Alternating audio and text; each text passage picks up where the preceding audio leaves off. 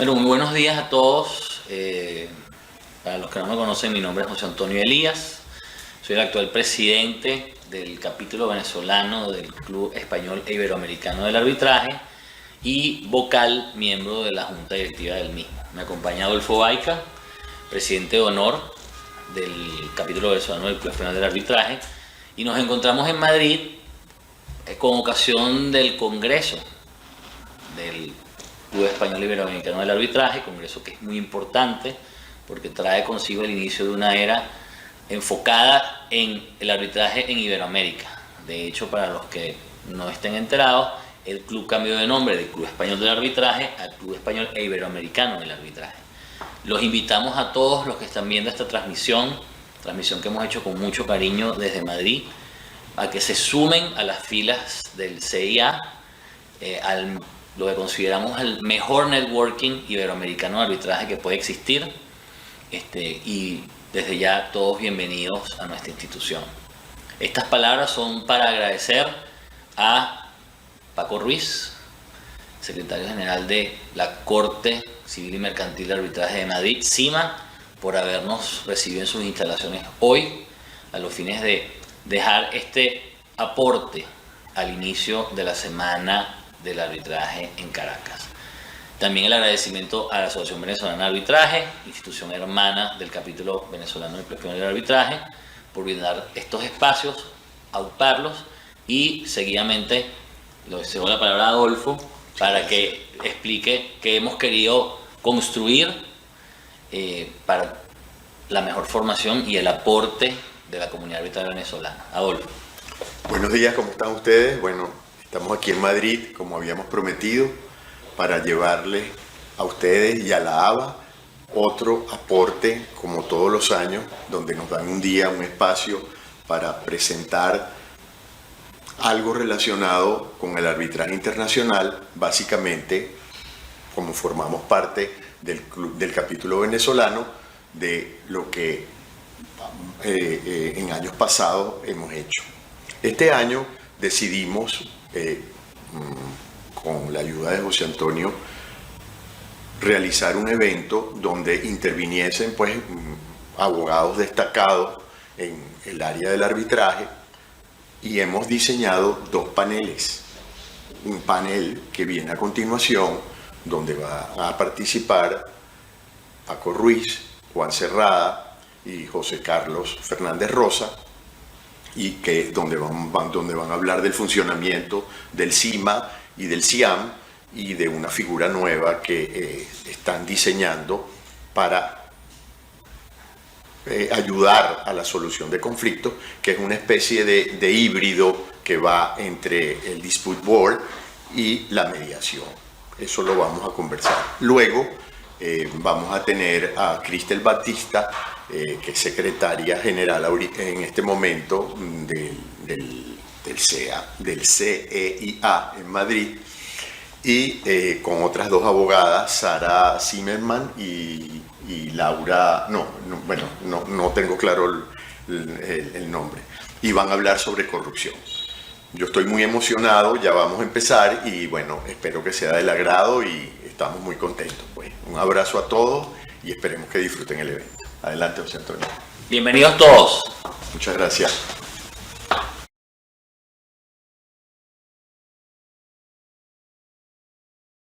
Buenos días.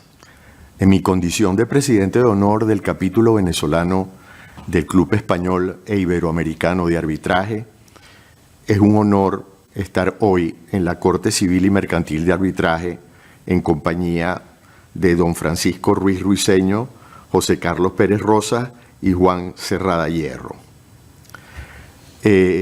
Estamos hoy realizando un evento que se incorpora, como es habitual en estos últimos años, a la Semana del Arbitraje de la Asociación Venezolana de Arbitraje.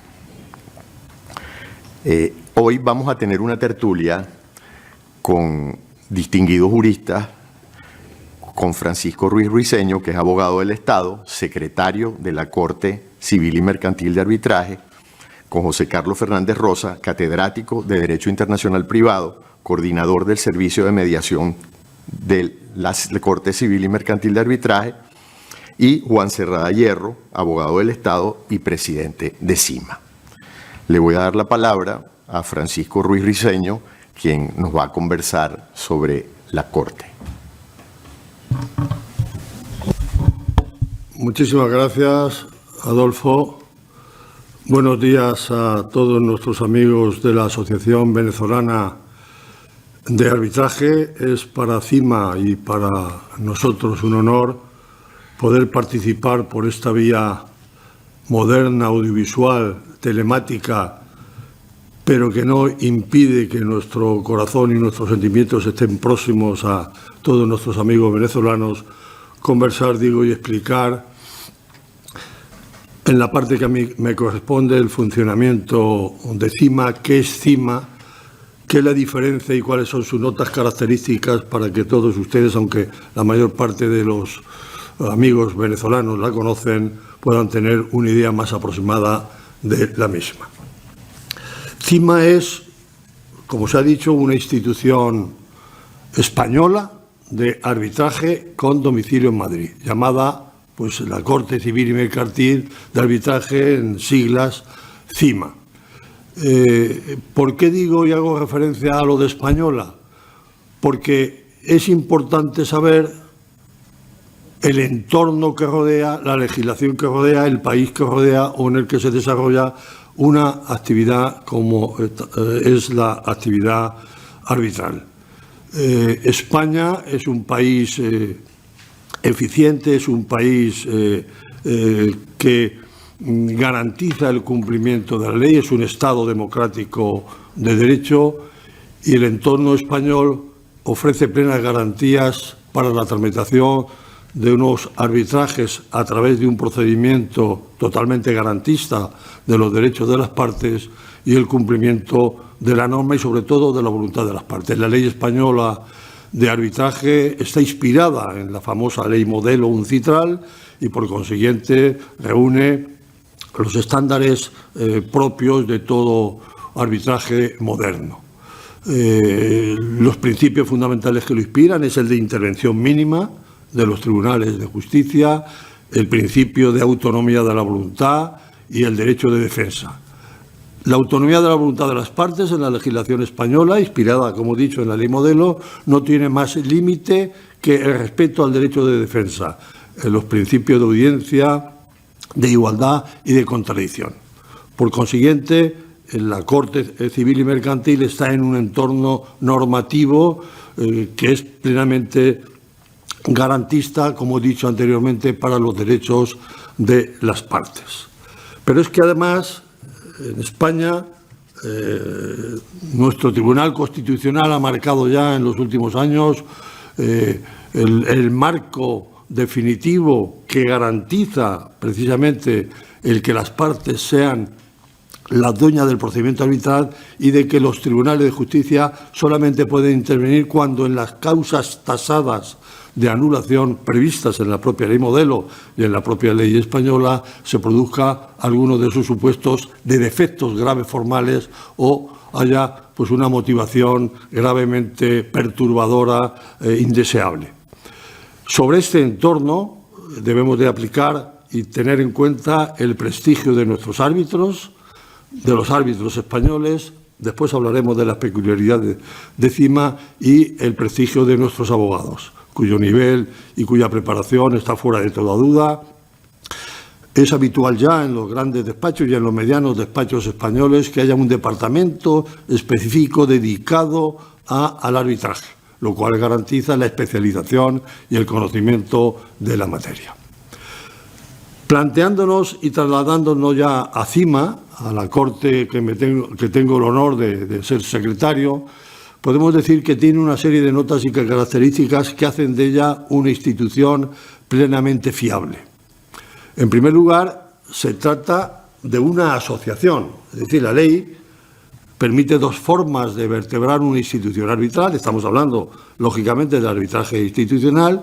Una es a través de una corporación de derecho público, colegio de abogados, cámara de comercio, que prestan un servicio a través o mejor dicho, que prestan el servicio de arbitraje a través de un servicio de una corte que forma parte del entramado de esa propia corporación de derecho público. La otra fórmula de constituir una institución arbitral es a través de una asociación.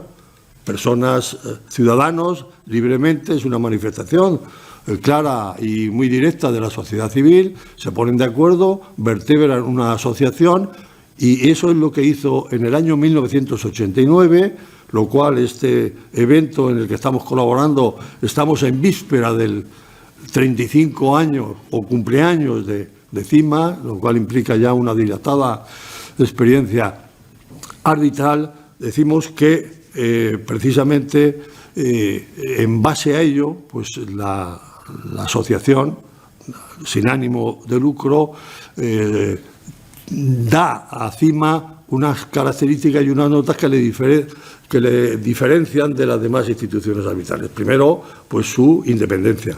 No depende de ninguna institución, de ningún poder político, económico, religioso. Nace de la libre voluntad de sus asociados, que además, y otra de sus características, es que los propios asociados, a través de un proceso riguroso de selección, son los árbitros que se van a encargar de decidir las controversias que gestione la propia institución. Otra de sus notas características es que se autofinancia a sí misma. No tiene ninguna subvención ni ayuda de ninguna corporación, de ninguna institución. Se nutre de las aportaciones de sus propios asociados y también de los ingresos que percibe por la gestión y administración de los arbitrajes que se le encargan. Otra característica fundamental, como consecuencia precisamente de que sean los propios asociados los árbitros, es la forma de su designación. Para ser árbitro de CIMA se necesitan determinados requisitos, determinadas cualificaciones profesionales, y podemos decir que tenemos por orgullo tener una lista de árbitros de reconocido prestigio allende nuestras fronteras. Abogados del Estado, letrados del Consejo de Estado, letrados de Cortes, catedráticos de universidad, abogados de reconocidísimo prestigio. Podemos decir que los grandes árbitros españoles forman parte de la lista de árbitros de CIMA, lo cual constituye una garantía por su profesionalidad, por su preparación y porque, lógicamente, ejercen de forma independiente e imparcial en el ejercicio de su noble e importante función. Y como consecuencia de eso, otra de las notas características que nos diferencian de las instituciones arbitrales es el modo y forma de designación de los árbitros. Si es rigurosa la incorporación como árbitro a CIMA, igual de rigurosa es cuando ya formas parte de la lista de árbitros de CIMA, lista que es pública y conocida, ser designado el procedimiento para ser designado árbitro de un determinado procedimiento arbitral. Tenemos un sistema en el que la objetividad, la neutralidad de la propia institución es nuestra carta de naturaleza y nuestra tarjeta de visita. Se presenta una lista de 8 árbitros por orden riguroso de antigüedad, de tal forma que ese orden riguroso por el que la lista se presenta a las partes para que ellas decidan no puede ser alterado por la institución arbitral. Las propias partes pueden exigirnos, si en algún momento, cosa que no ha ocurrido nunca, se produjese una alteración de ese orden, se presenta en la misma lista de 8 nombres a las partes para que ellas devuelvan esa misma lista con 5 nombres, con lo cual han eliminado a 3 por su orden de preferencia. La labor de la Corte es muy sencilla, puesto que se trata de comparar, de casar, por decirlo de alguna forma, esas propuestas de las partes. De ahí sale el árbitro en el que las partes, como queda dicho, han tenido una grandísima intervención.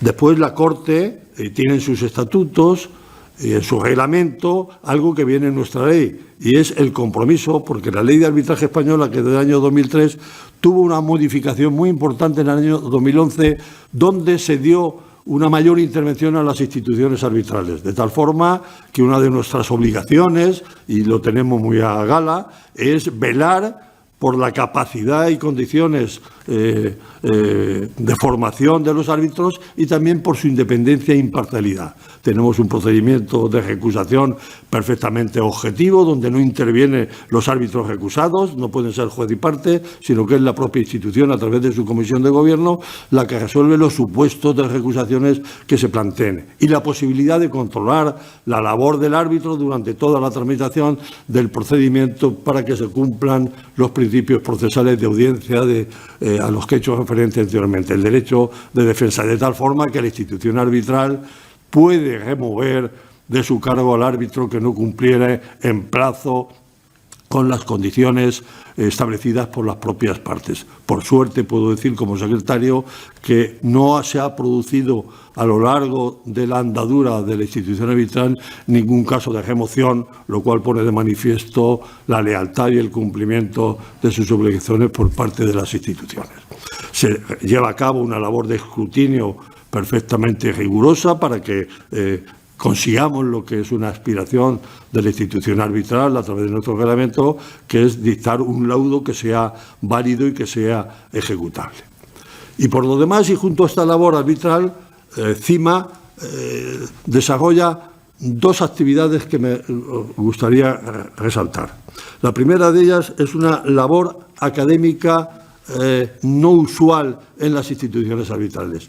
Son numerosos los cursos, son numerosas las jornadas, los seminarios que llevamos a cabo para la formación de árbitros. Tenemos un convenio ya durante muchos años, de un lado con la Universidad de Alcalá de Henares, tenemos también una magnífica relación con el ISDE y tenemos una relación a través de los jóvenes abogados, la AJA, que es una asociación de jóvenes abogados de Madrid, con más de 30.000 abogados, donde impartimos cursos para ya abogados, cursos de arbitraje y de mediación. Y junto a esta labor arbitral y esta labor académica, llevamos a cabo una importante labor editorial.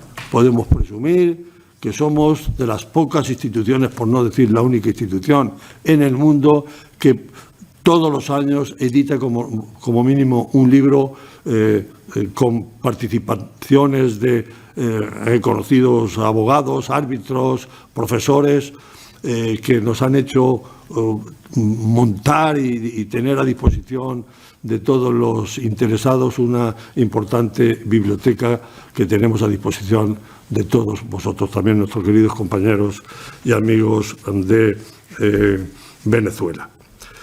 Y por último, decir que queremos estar al día y conforme vayan apareciendo y van apareciendo, siempre con la debida discreción, con la debida cautela, vayan apareciendo figuras, instituciones, instrumentos que pueden facilitar la labor del arbitraje y también de la mediación, pues lógicamente nosotros estamos siempre, por decirlo en términos coloquiales, ojo a visor.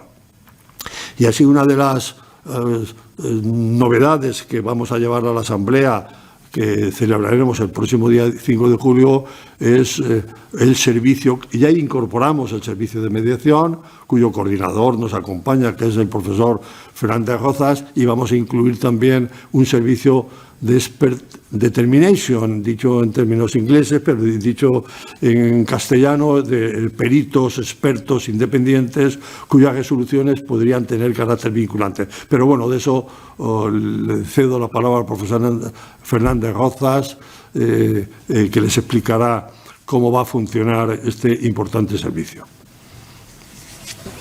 Muchas gracias, Francisco. Yo quisiera hacerte una pregunta para concluir con tu exposición, y es la referida a la revisión del laudo. La Corte Civil y Mercantil, el CIMA, revisa los laudos, hay una presentación previa de los laudos, las partes participan en esa presentación previa, o es privada, como sucede en la ICC. Sí, no, es privada, es decir, el laudo se dicta y no adquiere la naturaleza de laudo, es decir, una vez elaborado el laudo, el árbitro o el tribunal arbitral, si es un órgano colegiado, lo remite para escrutinio a la Secretaría de la Corte. la Corte realiza un escrutinio dentro de la Secretaría, absolutamente independiente, sin presiones de ningún tipo, analizando el fondo y la forma, sin intervenir lógicamente en el fondo, que es una competencia exclusiva que nosotros garantizamos del árbitro, salvo que veamos pues algo que llame especialmente la atención, puesto que la labor de todos, de las partes que son las más interesadas del Tribunal Arbitral y de la Corte es, como he dicho anteriormente, que se dicte un laudo que sea ejecutable. Por cuestiones de forma, analizamos. Yo lo que puedo decir, que respondiendo a tu pregunta, que es una labor interior, como debe ser, sin ningún tipo de presión, que yo como secretario que llevo a cabo esta labor dentro de la Corte, puedo manifestar a la audiencia que me siento orgulloso de pertenecer a esta Corte, dada la calidad de los árbitros de CIMA. Muchas gracias, Francisco. Ahora vamos a conversar con José Carlos, que como siempre pues es una persona muy actualizada. Nos va a hablar sobre mediación y sobre el nuevo procedimiento que se está instalando en la CIMA. Muchas gracias, Adolfo. En realidad es una gran satisfacción estar en este acto de hermanamiento entre los árbitros españoles y los árbitros venezolanos. En realidad son dos trayectorias muy paralelas. España tuvo en su ámbito moderno su primera ley de arbitraje en 1988 y una modificación en el 2003 y luego, pues como señaló antes el secretario de esta Corte, una modificación en el 2011. Venezuela la tuvo en 1998, en un momento en que también Venezuela preparó su ley de derecho internacional privado, que fue la primera ley de América Latina en un sentido moderno. Y por tanto, bueno, pues hay unas legislaciones muy similares en el tiempo, aunque Venezuela no optó por incorporar la ley modelo. Sin embargo, pues cuando yo tuve la ocasión de explicar y escribir sobre el derecho venezolano, pues estaba en legislaciones inspiradas directamente en la ley modelo, y diríamos, aunque no es la ley modelo exactamente, tiene muchas particularidades de la ley modelo. También ha habido una evolución en Venezuela en el sentido de que se ha constitucionalizado el arbitraje. La Constitución del año 99, digamos, constitucionaliza el arbitraje, y ha habido una jurisprudencia, como aquí en España también, una jurisprudencia muy importante del desarrollo del arbitraje. Las últimas decisiones de 2017 y 2018 son verdaderamente importantes. También nos encontramos con la creación de una asociación de árbitros que preside Adolfo, que también pues, es muy parecida a la que tenemos en España con el Club Español del Arbitraje. Hay cosas que en Venezuela pues, se ha ido más adelante, como es, por ejemplo, pues, la intervención de la asociación como Amici Curiae en determinadas decisiones muy importantes. Y bueno, pues caminamos por senderos muy parecidos, y en ese sentido pues es una gran satisfacción estar hoy día en esta sesión de hermanamiento. Me corresponde, dentro de mis responsabilidades dentro de la Corte Civil y Mercantil, pues la complejidad del proceso de mediación. Hoy día los procedimientos de arreglo de controversias pues no se limitan exclusivamente, en el ámbito empresarial fundamentalmente, no se limitan al ámbito del arbitraje, sino que cada vez hay otros procedimientos que se van desarrollando y que afectan algunas veces a determinados sectores de conflictividad.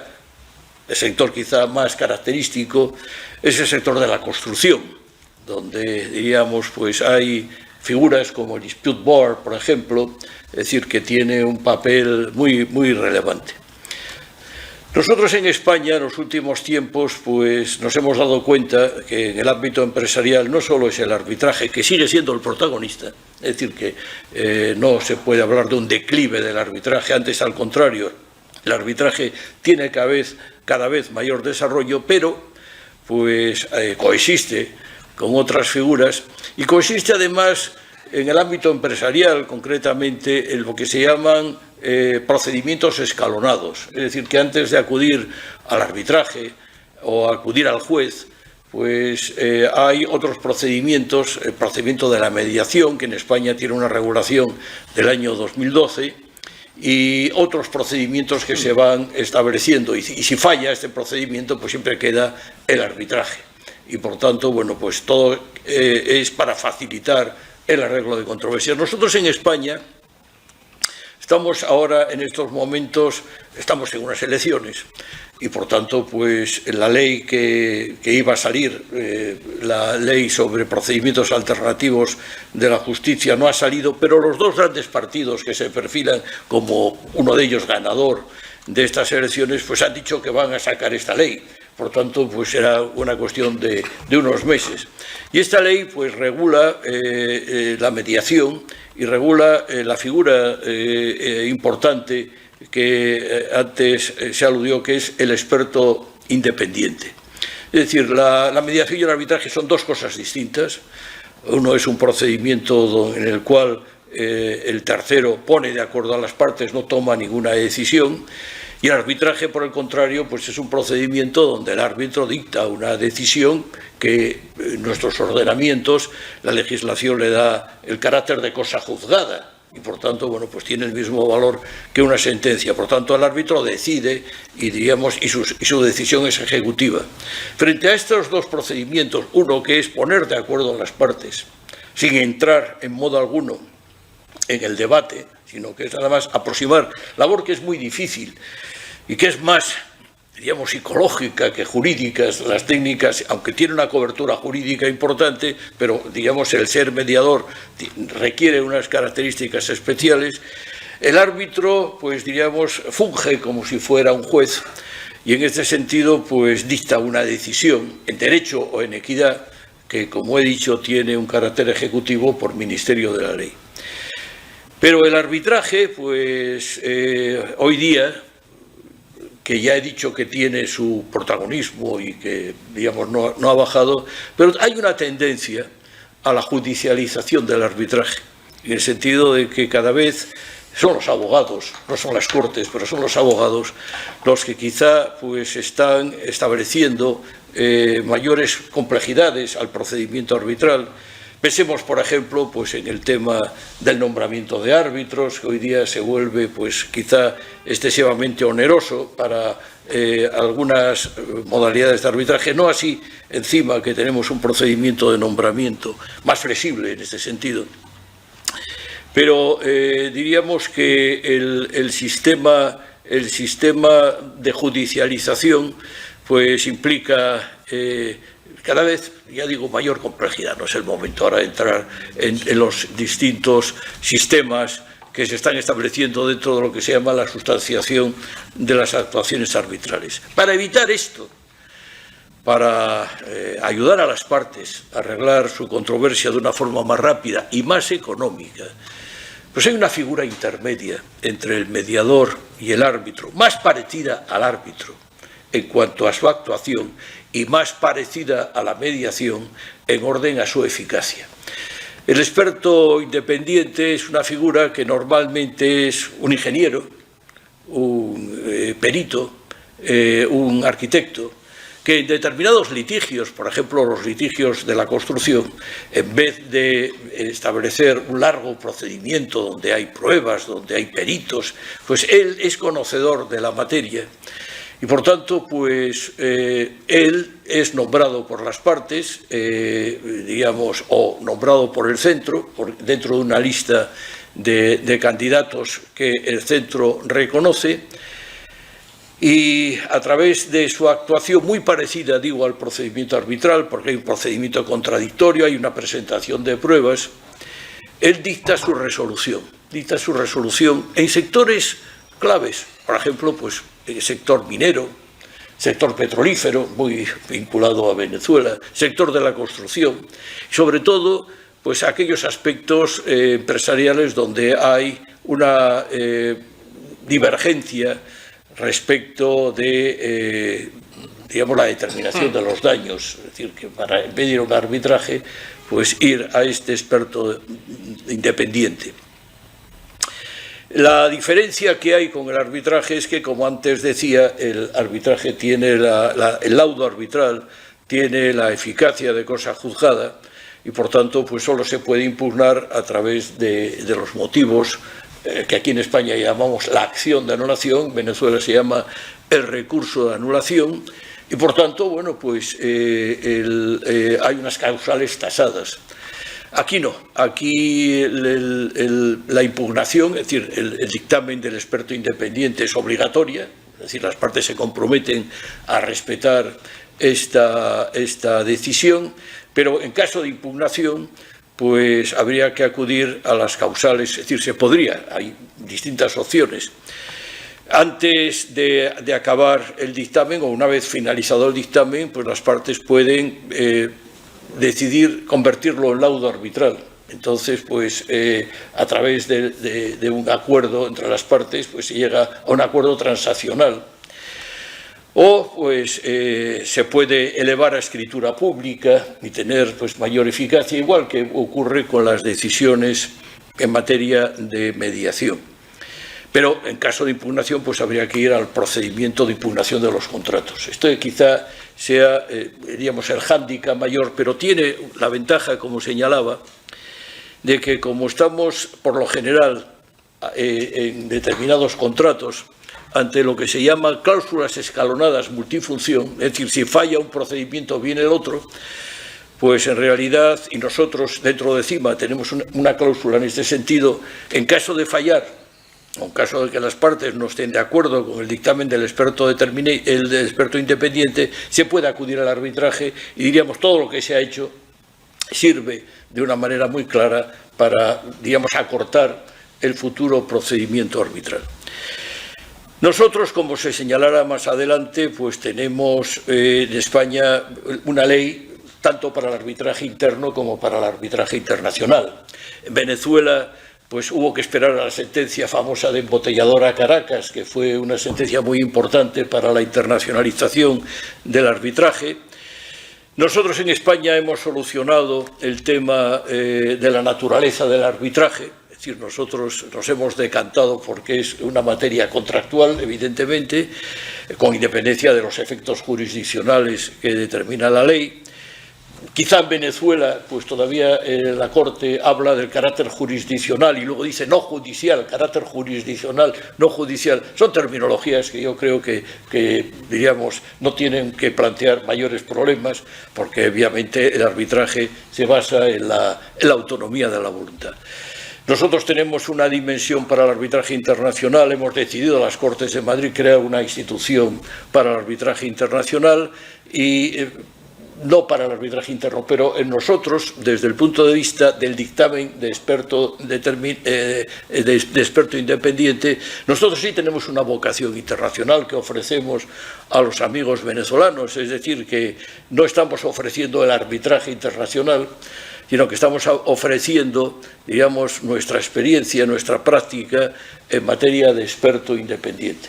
Entonces, nosotros hemos elaborado un reglamento muy minucioso que queremos exportar y queremos dar a conocer a nuestros amigos del otro lado del charco y poder debatir todos estos problemas, porque al igual que otras cortes, como digamos la Cámara de Comercio Internacional de París, que también ha incorporado, se ha visto obligada a incorporar este dictamen de experto independiente, pues es una figura que tiene un gran futuro. Nosotros tenemos grandes esperanzas en él, como también la tenemos en el arbitraje. Para concluir, he de decir, y volver otra vez a mi planteamiento inicial, el arbitraje no está en crisis. Lo que ocurre es que ha aumentado la complejidad de los conflictos entre empresariales, una complejidad muy grande, y a esa complejidad pues responden otros procedimientos complementarios del arbitraje. Y este procedimiento, ya digo, es esencial para resolver estas controversias que he señalado. Y por tanto, pues es un gran placer estar con ustedes hoy compartiendo esta nueva figura que la ley esta ley que va a salir en España dentro de muy poco, porque ya digo que los dos partidos se han comprometido a sacar adelante, contempla esta figura y por tanto pues le auguramos el mejor de los porvenires. Muchas gracias. Muchas gracias, José Carlos, un placer escucharte y ver cómo conoces muy bien nuestra jurisdicción y los casos emblemáticos. Le voy a dar la palabra ahora a Juan Cerrada para que nos converse un poco sobre el CIAM y cualquier otra particularidad que desee contarnos. Muchas gracias, Adolfo. Es muy grato y te agradecemos de verdad la oportunidad que nos brindas de estar aquí, como decía antes Francisco Ruiz, de poder, a través de estos medios telemáticos, no es igual quizás que estuviéramos todos reunidos, pero evidentemente es un instrumento de comunicación fantástico y podemos dedicar un rato en esta mañana a hablar de todos estos temas. O sea que efectivamente un millón de gracias. Me decías, o sea, sí, se ha anunciado y está previsto que comente un poco cuáles han sido o en qué consiste o qué es, digamos, este Centro Internacional de Arbitraje de Madrid. Centro Internacional de Arbitraje de Madrid, en abreviatura CIAM, es un centro que tiene una vida corta. Inició sus actividades de manera oficial, dio el pistoletazo de salida en el día 1 de enero de 2020 y ciertamente con dificultades externas en el sentido de que nos enfrentamos todas las sociedades a la desgracia de la pandemia que ha tenido tantas consecuencias y tantas secuelas, y la verdad es que todo esto ha hecho que los primeros momentos de desenvolvimiento pues ha habido que afrontar distintas dificultades no previstas. El origen de CIAM se encuentra en unas negociaciones y unas conversaciones que se inician hacia mediados o quizá hacia principios del año 2017 entre tres cortes españolas y radicadas en Madrid todas ellas, la Corte de la Cámara de Madrid, la Corte Española de Arbitraje y CIMA, en cuya sede nos encontramos hoy. Las Cortes fundadoras iniciaron todas estas conversaciones con una idea muy clara. ¿Cómo era posible o cómo era factible encontrar un camino para que en el ámbito del arbitraje internacional se pudiera ofrecer una sola voz desde un país como España, con tradición arbitral de hace muchos años? Como fundamentos un poco las ideas que se manejaron al principio en este proyecto, podemos sintetizar estas ideas en tres básicamente. Efectivamente, antes lo apuntaba el secretario de la Corte, España tenía y cuenta con una ley modelo de arbitraje, una ley de arbitraje española basada o inspirada por la ley modelo, un central que ha estado funcionando perfectamente y que ha supuesto en todas estas últimas décadas en España un instrumento muy eficaz para el desarrollo del arbitraje. En segundo lugar, se cuenta también, y contamos, y creo que antes lo apuntaba también el secretario, con una infraestructura judicial de apoyo fiable y que funciona perfectamente y que también ha sabido irse, digamos, acomodando a todas las exigencias del arbitraje a lo largo de todos estos años. Y finalmente, el saber que desde España pues, se contaba con una comunidad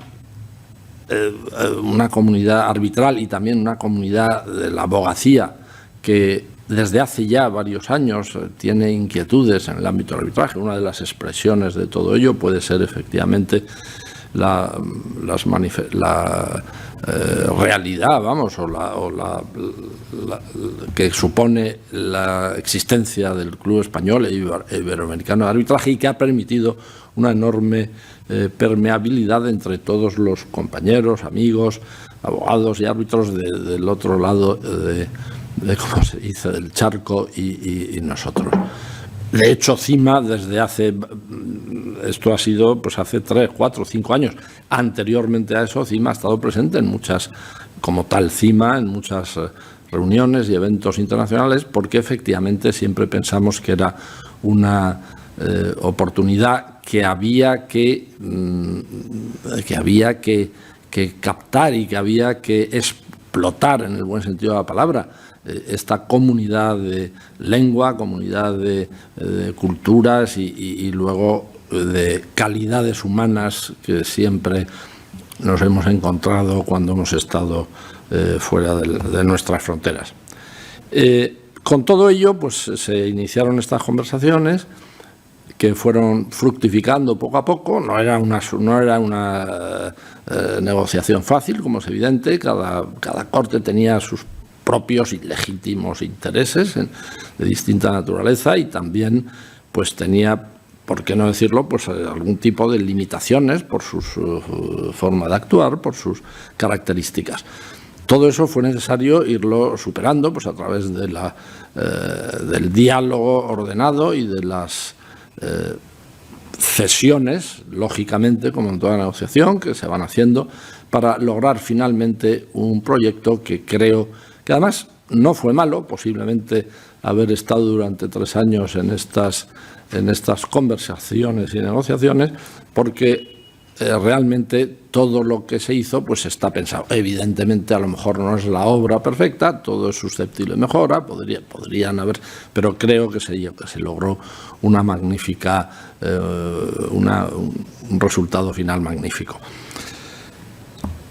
La entidad o la persona que da cobertura jurídica a esta corte, a CIAM, al centro, digamos, de arbitraje, es una asociación que está compuesta y fundada con las 3 cortes, como digo, a la que luego a cuya asociación se incorporó posteriormente el Colegio de Abogados de Madrid como socio estratégico. La Corte, el centro, tiene total autonomía e independencia. Es decir, a pesar de que con su experiencia, lo cual es un dato positivo, las 3 cortes, con grandes años ya de experiencia en materia arbitral a sus espaldas, han aportado, eso facilita las cosas y creo que es un dato positivo. Pero eso no quiere decir que la Corte, el nuevo centro de arbitraje, CIAM, es absolutamente independiente y es absolutamente autónomo. Tiene sus propios órganos de gobierno, tiene su estructura organizativa perfectamente establecida, tiene su propio reglamento, sus propios aranceles, como es lógico. Funciona a través de, ya digo, de distintos órganos, cuyos principales órganos son la Presidencia, la Secretaría General, el Comité de Apoyo al Presidente, el Comité de Apoyo al Secretario General, internamente, para resolución de una serie de cuestiones que están en sus estatutos, y finalmente el Pleno. El Pleno es, digamos, el Pleno del centro, es el órgano de decisión básico, de debate, donde se adoptan todos los acuerdos importantes de cara al funcionamiento del centro y está compuesto por distintos representantes. Todos ellos, personas, como exigen los estatutos, de reconocido prestigio en el ámbito del arbitraje. Es decir, que en este Pleno hay varias, están incorporados desde su origen y ahora se van a incorporar algunas otras personas vocales integrantes del Pleno de procedencia iberoamericana, precisamente. Porque, ya lo apuntaba antes, desde el origen siempre ha estado presente un poco en la actuación del centro, que tiene una proyección internacional y que, por tanto, se dirige a todos los puntos cardinales, pero siempre se ha prestado y se quiere seguir prestando una especial atención a Iberoamérica, un poco en razón a estos factores que antes decía, de cercanía, de tantas cosas comunes como tenemos, empezando lógicamente por el idioma, que creo que es muy importante, y y entonces, pues ya digo, su proyección es absolutamente hacia afuera. También dispone el centro de otros órganos colegiados, que son la Comisión de Recusaciones. Está compuesta por el presidente y 6 miembros, todos de reconocido prestigio. Todas las personas que integran estas comisiones no tienen nada que ver con las Cortes fundadoras, que lo que hace pues, es un poco sostener la estructura jurídica del centro. También es importante señalar aquí la Comisión de Escrutinio de Laudos. Esta comisión es más numerosa, está compuesta por 24 personas, árbitros de distintas nacionalidades, que a la hora antes de emitir el laudo que corresponda, examinan el laudo y lo debaten, a todos los cuales además pues realizan una labor que es muy de agradecer.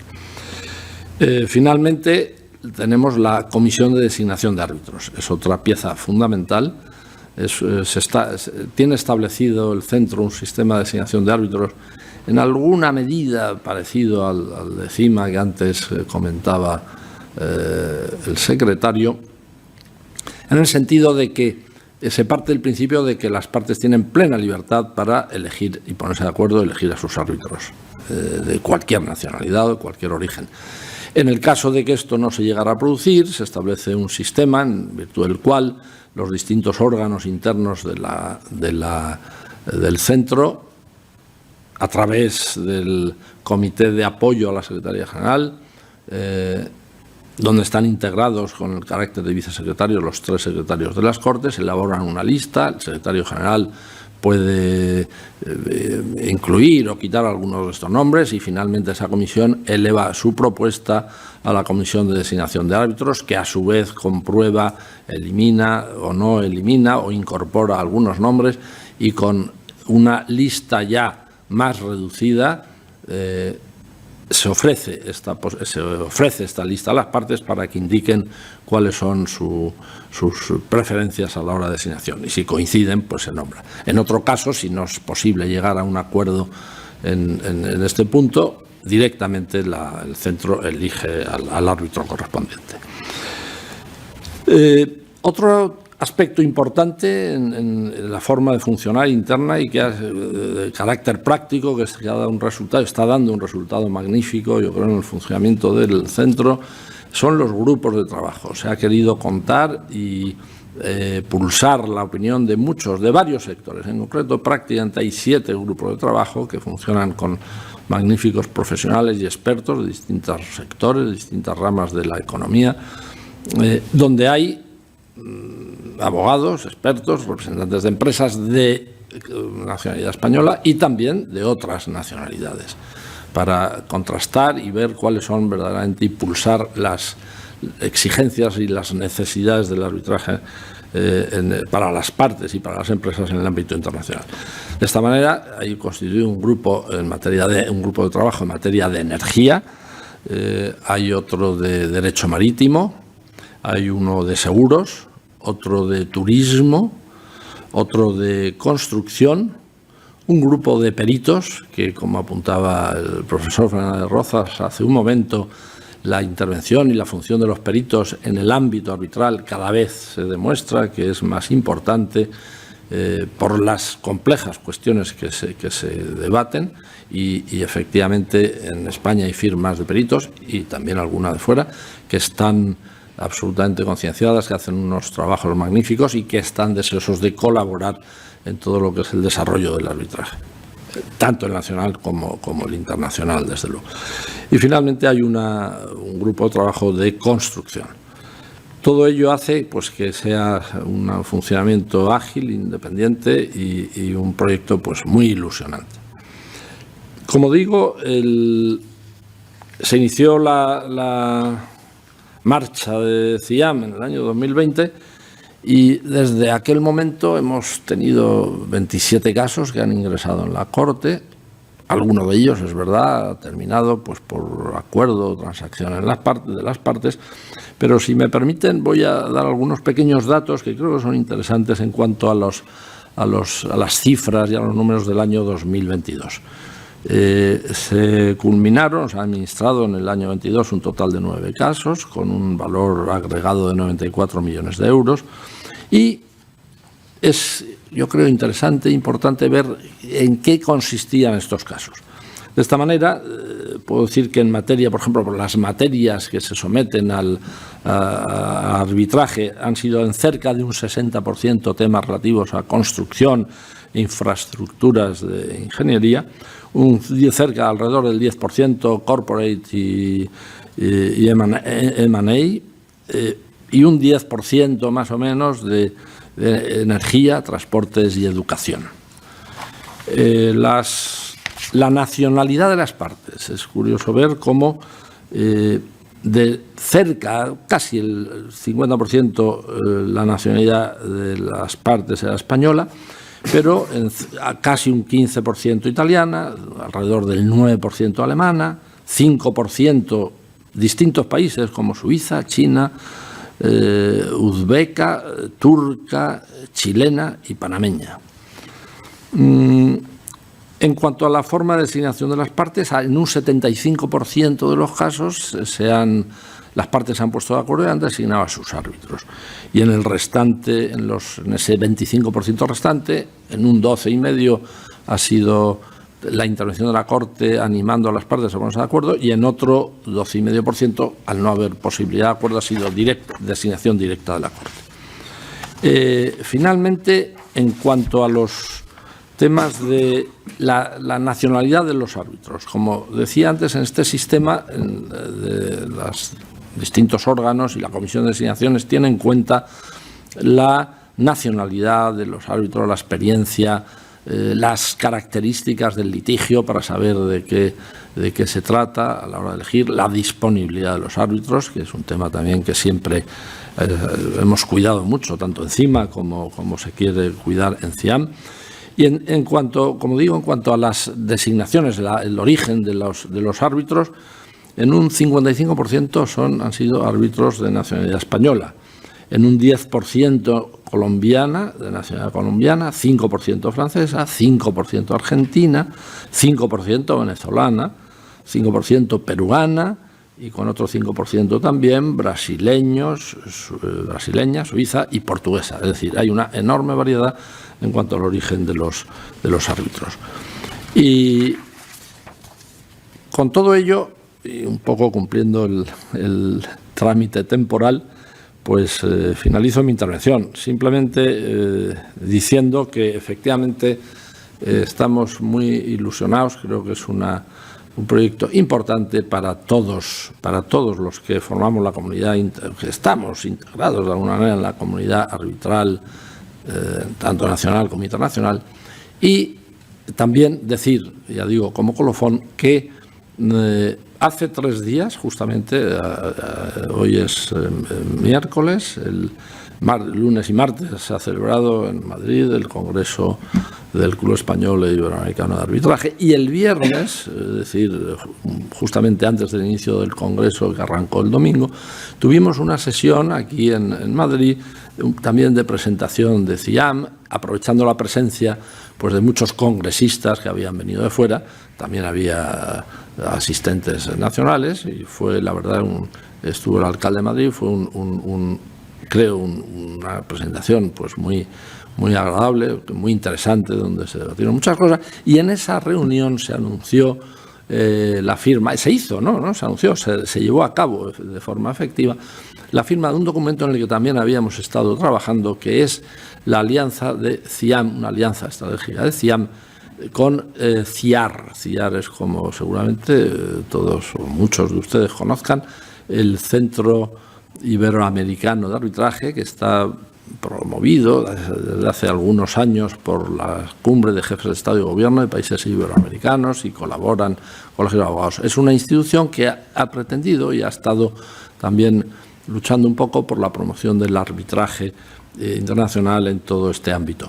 Pues la verdad es que un poco también en esa línea de colaboración y de unión de fuerzas se entablaron negociaciones y conversaciones con CIAR Y se ha firmado este documento que hay que desarrollar ahora para ver efectivamente cómo encajan las piezas y cómo puede ser posible llevar a cabo una mayor colaboración en todo este ámbito, al que futuro del arbitraje internacional e iberoamericano, al que yo auguro y espero que sea en beneficio de todos, de la sociedad, de todos los que intervienen, de los abogados, de los despachos, en fin, yo creo de todos, pues auguro pues que siga perviviendo y desarrollándose con un gran éxito.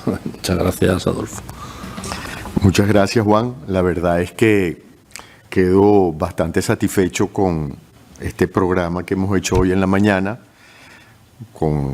promovido por José Antonio Elías, mi sucesor en la presidencia del capítulo venezolano, y rescato varias ideas, pues, y es que el arbitraje en español cobra bastante fuerza con todos estos centros de arbitraje, y voy a tratar de exportar el tema del experto independiente.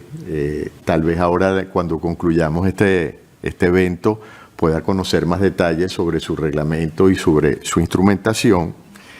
Y bueno, muy orgulloso y muy honrado pues de estar con ustedes y que nos hayan dedicado esta mañana para incorporar este evento a la Semana del Arbitraje de la Asociación Venezolana de Arbitraje y dar así el aporte del capítulo venezolano a este importante evento. Muchísimas gracias y hasta la próxima.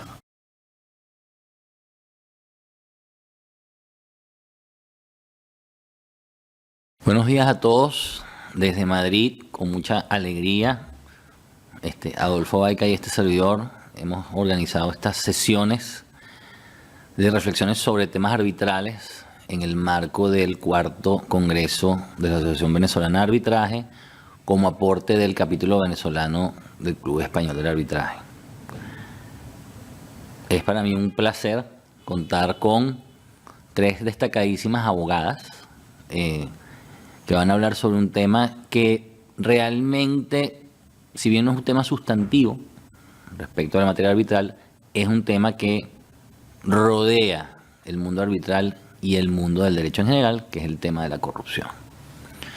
Tema que pareciera muy amplio, puede serlo, pero que tiene unos enfoques específicos que todo practicante del arbitraje debe tomar en cuenta en su práctica arbitral. Y lo que pretendemos es que esta sesión sirva de reflexiones prácticas y útiles para todos ustedes respecto del tema de la corrupción y el arbitraje.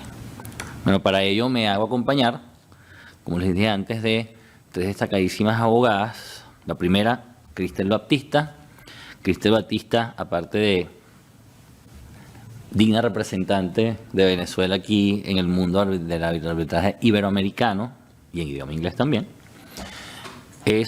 trabaja como árbitro y consultora, participa en arbitrajes comerciales y de inversión bajo los principales reglamentos, y en 2022 la Comisión Europea la incluyó en la lista de árbitros y expertos aptos para el nombramiento, para nombramiento en disputas bajo tratados entre la Unión Europea y terceros países. Y actualmente contamos con Cristel como secretaria general del Club Español e Iberoamericano del Arbitraje. También combina su actividad profesional con actividades académicas, siendo recurrentemente también ponente en distintos foros, tanto en España como fuera de ella. Bienvenida, Cristel Baptista. Laura Zinnerman es asociada en la firma Levy Kaufman Kohler en Ginebra, Suiza. Tiene experiencia representando a clientes y actuando como secretaria de tribunales arbitrales, tanto en arbitrajes bajo tratados de inversión como en arbitrajes comerciales internacionales, bajo diversas reglas de arbitraje. Laura es graduada de la Universidad de Buenos Aires, Argentina. Tiene un máster en resolución de controversias internacionales en Ginebra, Suiza, y es miembro de diversas organizaciones vinculadas al arbitraje, entre otras, el Club Español e Iberoamericano del Arbitraje. Bienvenida, Laura. Y finalmente, Sara Chaidín. Sara es asociada principal en el Departamento de Litigación y Arbitraje de la Oficina de Madrid de Cuatro Casas. Aunque actúa ocasionalmente como secretaria del Tribunal Arbitral, Sara dedica la mayor parte de su tiempo a ejercer como abogado en partes en arbitrajes comerciales internacionales, administrados por las principales cortes de arbitraje españolas e internacionales, relacionadas con proyectos de construcción, ingeniería, disputas post-merger and acquisitions, conflictos de accionistas y contratos de distribución. Y bueno, vamos a comenzar esta conversación con estas tres destacadísimas practicantes del arbitraje, con Cristel Batista. En el sentido de que puedas transmitirle, Cristel, al público cuál es la importancia de la temática entre el arbitraje y la corrupción. Gracias. Gracias, muchas gracias, José Antonio, por esta oportunidad y por permitirnos formar parte del Congreso de la ABA o de la Semana de Arbitraje de Caracas una vez más. Bueno, centrándome en el tema que me preguntas. Mira, el arbitraje y la corrupción es un tema de vital importancia, porque el arbitraje, como sabes, es un mecanismo de resolución de disputas que permite a muchas empresas y a determinados países resolver de manera imparcial y manera ágil las disputas que surgen, ¿no? Sin embargo, cuando la sombra de la corrupción asoma en el ámbito del arbitraje, eso socava la confianza de los usuarios y, por supuesto, amenaza el sistema como tal, ¿no? De tal manera que es crucial abordar este tema para asegurar y salvaguardar la transparencia y la equidad en el arbitraje y garantizar así la confianza en el sistema. Ahora bien, no hace mucho tiempo, ¿no? Hace, pues yo diría, unos 30 años, los árbitros adoptaban una actitud que era pasiva frente a la corrupción, ¿no? Interpretaban que era una cuestión que su labor se circunscribía a resolver la disputa contractual la mayoría de las veces y por lo tanto huían, ¿no?, de tocar de cualquier forma el tema de la corrupción, que de forma generalizada está, bueno, es evidentemente un tema penal, ¿no? Y que escapa al ámbito civil. Sin embargo, hoy en día la actitud ha cambiado frente a la corrupción, ¿no? No hay ninguna duda a nivel internacional de que la corrupción es un delito. Así lo establecen las principales convenciones que hablan al respecto y muchos estados tienen la obligación de reflejarlo como tal en sus códigos penales y así lo hacen. De tal manera que la corrupción amenaza al arbitraje de distintas maneras y una de ellas es porque va en contra del orden público, ¿no? Lo cual sabemos que no solamente es una causa de nulidad, sino además una causa que impide la ejecución de los laudos. Con lo cual, los árbitros se han visto abocados a tratar este tema y siendo un tema que es especialmente delicado de tratar, ¿no? Lo que este panel busca es pues enfatizar esos puntos que son más importantes de tal forma que tanto los abogados que nos están viendo como los árbitros que nos están viendo cuando se vean involucrados en un tema de arbitraje que de alguna forma está relacionado con la corrupción, tengan las herramientas suficientes para poder lidiar con el caso de forma adecuada. Sí, definitivamente una de las bases fundamentales sobre las cuales descansa el mundo arbitral es la transparencia. Y este tema por eso es que cobra más importancia. Pero concretando más en el tema de la corrupción, ¿cuáles son en tu concepto las formas en las cuales se puede concretar este tema de la corrupción en el arbitraje? Claro. Mira, yo creo que se pueden hablar de cuatro tipos diferentes, ¿no? De casos típicos en los que la corrupción aparece como ese enemigo indeseable en los arbitrajes, ¿no? Podemos hablar de 2 casos comerciales y 2 casos de inversión. Y por supuesto, con esto no quiero decir que no existan más casos, porque al final todos sabemos que la realidad supera con creces la ficción y la gente siempre encuentra formas creativas de, sobre todo, llevar a cabo actos que van en contra de la ley, ¿no? Entonces, comenzando por en los casos comerciales, centrándonos en eso, yo diría que la mayoría de los temas relacionados con la corrupción aparecen en dos escenarios. El primero es cuando de alguna forma el contrato lo que hace o lo que pretende es encubrir corrupción, ¿no? Se lleva a cabo o se firma un contrato en el cual lo que se pretende es encubrir un pago corrupto. Entonces, bajo un contrato falso, por así decirlo, lo que subyace es un acto de corrupción. Esa es una primera forma, ¿no? Los segundos casos se refieren a directamente casos en los que el contrato se procura mediante corrupción, es decir, le pagan a alguien para que les dé un contrato. Y eso, a alguien, a un funcionario público o privado, ¿no? Para obtener el contrato como tal. Ese mismo caso se puede dar también a nivel de inversión, es decir, cuando la inversión se asegura mediante un pago corrupto a un funcionario público por lo general.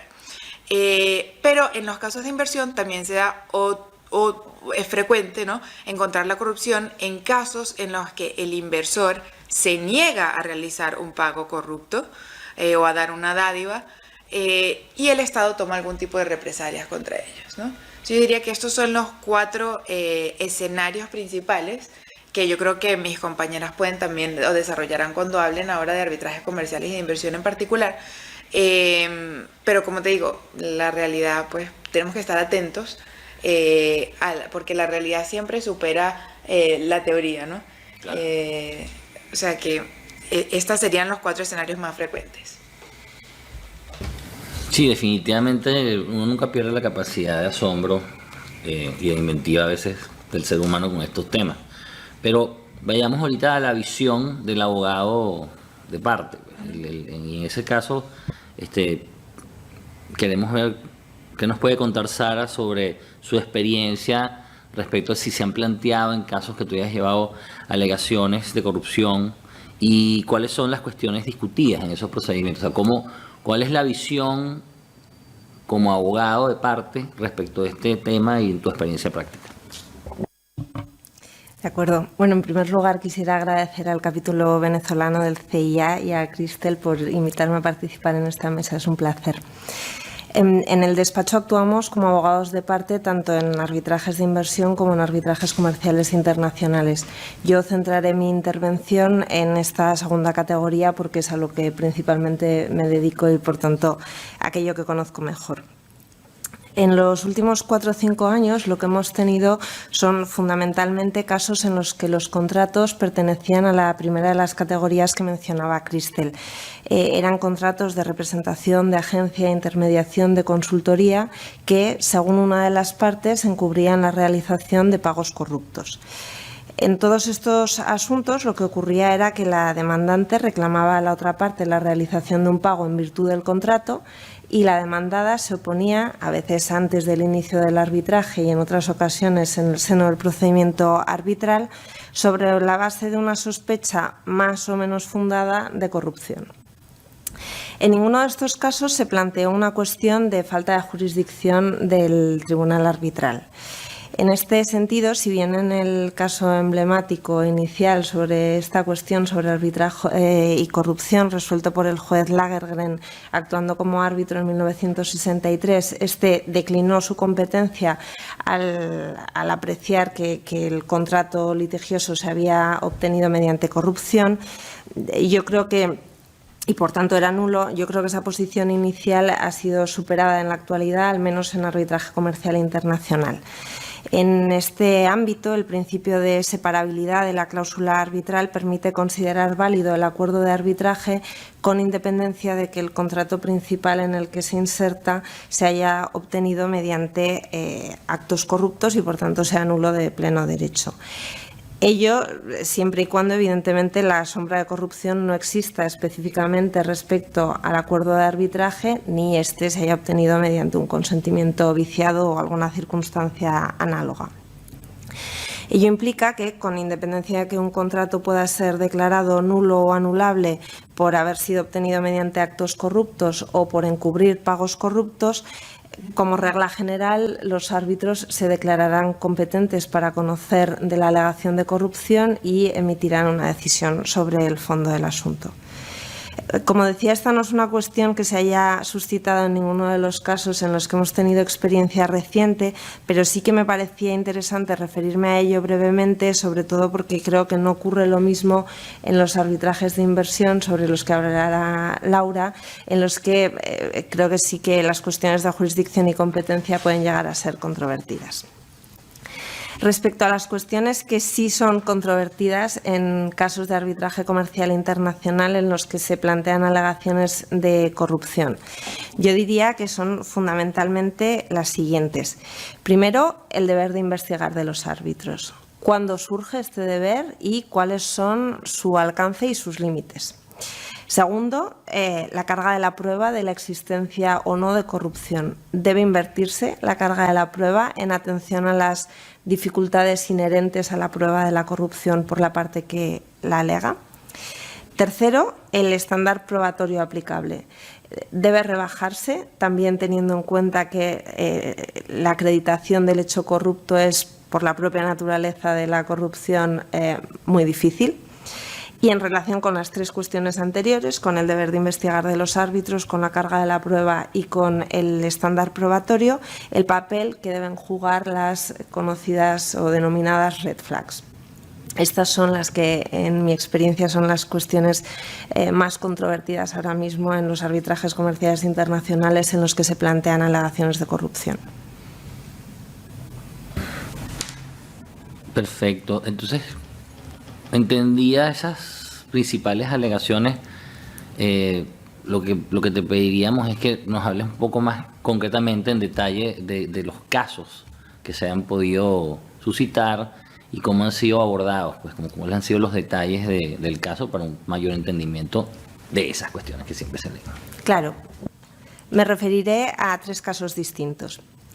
En el primero de ellos, la demandada se oponía al pago de unos fees debidos a la demandante en virtud de un contrato de prestación de servicios y de otro de representación, porque tenía una preocupación, una inquietud relativa al posible incumplimiento por la demandante de normativa anticorrupción. A efectos de alegar la alegación de corrupción, la demandada identificó una serie de red flags y trató de acreditar que concurrían tanto en la actividad de la demandante como en las circunstancias en las que los contratos en cuestión debían ejecutarse. Las red flags, como sabéis, son indicadores definidos por la doctrina internacional, por los precedentes arbitrales y también por algunas instituciones que se usan para valorar la posible existencia de corrupción. El Toolkit for Arbitrators para casos de corrupción y blanqueo de capitales en arbitraje internacional del Basel Institute on Governance contiene, por ejemplo, un listado bastante exhaustivo de red flags, sobre todo respecto a contratos de intermediación, representación, etc. La discusión respecto a estas red flags es, yo diría que como mínimo, triple. La primera pregunta que se plantea es si el hecho de que concurran obliga a los árbitros a investigar. La segunda pregunta que se plantea es si, en caso de que concurran, debe invertirse la carga de la prueba. Y en relación con el estándar de prueba, la tercera pregunta que se plantea es si basta con que concurra un determinado número de red flags para que se considere probada la corrupción. En el caso al que me refería, el árbitro declaró en relación con estas cuestiones lo siguiente. Respecto al deber de investigar de los árbitros, dijo que este surge únicamente cuando hay, como mínimo, indicios prima facie de corrupción. Y que, a efectos de alterar el curso normal de un procedimiento arbitral para investigar una alegación de corrupción, no es necesaria prueba plena de la corrupción, sino que basta con una cantidad relativamente limitada de prueba de la corrupción. Respecto a la carga de la prueba, el laudo dijo indubitadamente que no se invertía la carga de la prueba y que, por tanto, aplicaba la regla general. Y en cuanto al estándar de prueba, el árbitro señaló que, habida cuenta de la dificultad probatoria inherente a la alegación de corrupción, era posible rebajarlo y aceptar pruebas circunstanciales junto con otros indicadores de corrupción. Y por último, respecto a los red flags y al papel que deben jugar en relación con las otras tres cuestiones, el árbitro consideró que únicamente podían servir para alertar al tribunal de la posible existencia de corrupción, pero que su concurrencia no era per se suficiente para acreditar la existencia de una práctica corrupta. El supuesto de hecho del segundo de los casos a los que me voy a referir es muy similar al primero. En este caso, también el objeto del procedimiento era un contrato de consultoría o quizás de agencia, pero bueno, se llamaba de consultoría, y la parte demandada se negaba a realizar pagos debidos en virtud de este contrato porque tenía una sospecha de corrupción por parte de la demandante. Aquí el tribunal dejó sentadas algunas ideas de carácter teórico respecto a la relación respecto a las cuestiones controvertidas cuando se plantean alegaciones de corrupción en arbitraje comercial internacional. Y digo de carácter teórico porque os anticipo ya que el tribunal no llegó a resolver sobre si en ese caso había habido corrupción o no. Lo que dijo el laudo es que en algunos casos la mera existencia de red flags sí puede ser suficiente para declarar un contrato nulo de pleno derecho por corrupción. También señaló que la corrupción puede ser acreditada con prueba circunstancial, pero que es necesario distinguir entre dos situaciones distintas: aquellas en las que existe prueba circunstancial de la existencia de corrupción y aquellas en las que existe prueba circunstancial de la mera posibilidad de existencia de las condiciones necesarias para que luego exista corrupción. Y respecto a la carga de la prueba de la corrupción, el tribunal dijo que no debía alterarse y que aplicaba la regla general. En el caso concreto, el árbitro único decidió que no disponía del material probatorio suficiente para pronunciarse sobre si había existido corrupción o no, pero precisó que eso no significaba que hubiese decidido que no existía corrupción, sino que simplemente no podía pronunciarse al respecto. Y claro, en estas circunstancias se planteaba si el árbitro debía haber instado a las partes a producir más prueba sobre la alegación de corrupción de forma que pudiera pronunciarse. Respecto a esta cuestión, al alcance del deber de los árbitros de investigar, el laudo indicó que no corresponde a los árbitros que disponen de poderes limitados asumir el rol de los tribunales penales o de otros organismos gubernamentales que sí tienen los poderes necesarios para investigar actos corruptos. También señaló que haber ordenado a las partes la producción de pruebas adicionales respecto a la alegación de corrupción hubiera hecho peligrar su deber de imparcialidad. Y, por último, señaló que el procedimiento arbitral es un procedimiento de naturaleza contradictoria, no inquisitorial, y que él ya había asegurado que todas las partes pudieran producir la prueba que consideraban necesaria en relación con la alegación de corrupción. Esto es lo que tiene que ver con la alegación de corrupción, pero me parece interesante contar también cómo se resolvió el caso finalmente, porque bueno, yo creo que la corrupción sí que tuvo una cierta relevancia en la forma en la que el árbitro decidió resolver la controversia. Lo hizo por la vía contractual. La demandante había aceptado incluir una warranty en el contrato en virtud de la cual había garantizado y declarado que ni la compañía ni ninguno de sus directivos estaban siendo investigados con carácter previo a la firma del contrato por la realización de actos corruptos. Bueno, pues el árbitro concluyó que a los únicos efectos de la disputa comercial, desde una perspectiva exclusivamente fáctica y sin considerar que eso fuese corrupción, había quedado acreditado que algunos ejecutivos de la demandante habían pagado sobornos y que, con independencia de que no hubiera un procedimiento judicial abierto con carácter previo a la firma del contrato, se había incumplido esa garantía dada en el contrato.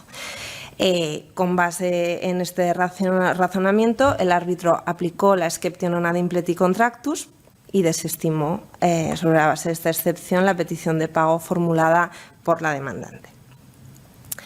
El tercero de los casos al que me voy a referir trata de forma mucho más tangencial la cuestión relativa a la corrupción. En este supuesto, que de nuevo tenía por objeto un contrato de consultoría, lo que ocurrió es que una de las partes decidió suspender los pagos al consultor cuando tuvo conocimiento de que éste estaba siendo investigado por algunas autoridades gubernamentales por actos de corrupción. En el seno del arbitraje, en el que se trataban muchísimas otras cuestiones, ninguna de las partes llegó a formular claramente la alegación de corrupción, ni una defensa respecto a una alegación de corrupción. Pero como la cuestión, el tema sí que sobrevoló, digamos, todo el procedimiento, el tribunal consideró necesario hacer una mención, sobre todo yo creo que al papel de los árbitros cuando hay alegaciones de corrupción en el laudo. Lo que dijo el tribunal es que el arbitraje no puede ser un medio de resolución de disputas que permita la obtención de resultados contrarios al derecho penal que no se obtendrían en un procedimiento judicial civil. Y lo segundo que dijo el tribunal es que cuando surge una sospecha de corrupción en arbitraje internacional, los tribunales deben considerarla atentamente. Y dicho esto, el tribunal decidió no ir más allá porque no se habían planteado claramente alegaciones de corrupción ni muchísimo menos se había practicado prueba al respecto.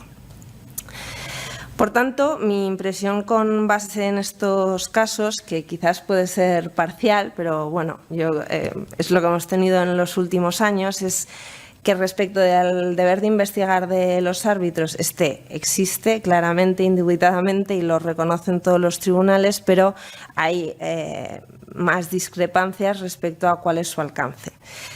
Respecto a la carga de la prueba, creo que los tribunales no están considerando invertirla y no aplicar la regla general. Y respecto a la posible rebaja del estándar probatorio, pues creo que aquí la discusión está muchísimo más abierta, pero que en la práctica los tribunales, cuando resuelven, se resisten a rebajar el estándar probatorio y buscan otras soluciones, sin perjuicio de que desde una perspectiva puramente teórica reconozcan que, que sí que puede rebajarse el estándar probatorio en atención a las dificultades inherentes a la prueba de la alegación de corrupción. Y creo que es que soluciones distintas, alterar la regla de la carga de la prueba o rebajar el estándar probatorio entrañarían graves riesgos, como por ejemplo que se formulen este tipo de alegaciones sin la prueba debida y que ello permita no ejecutar las obligaciones asumidas contractualmente, o como por ejemplo que se trate de extender la rebaja del estándar probatorio o la alteración de las normas de la carga de la prueba a otros ámbitos en los que la parte que alega un hecho también tiene muchas dificultades para probarlo por la propia naturaleza del hecho, ¿no? Así que, esa es más o menos mi experiencia y lo que he visto que han resuelto los tribunales arbitrales. Bueno, esto da para miles de preguntas. Sí. Por ejemplo, en varios foros, yo me acuerdo hace unos 5 o 6 años, en un congreso de arbitraje internacional de Costa Rica, se planteaba de parte de una socia de una firma de Nueva York, si ante la corrupción, quién tiene la iniciativa. Porque es los árbitros, o también se planteaba, también el centro de arbitraje pudiera llamar la atención de decir, si aquí no se está haciendo proactivo, también se puede dañar el uso y el buen uso del centro de arbitraje. Y me acuerdo que, por supuesto, donde hay 3 abogados hay 5 opiniones, pero se planteaba realmente, ¿es esto forma parte del arbitraje? Porque una cosa es cuando hay un alegato de parte, pero una cosa es cuando el árbitro detecta qué hace. ¿Lo dice? ¿No lo dice?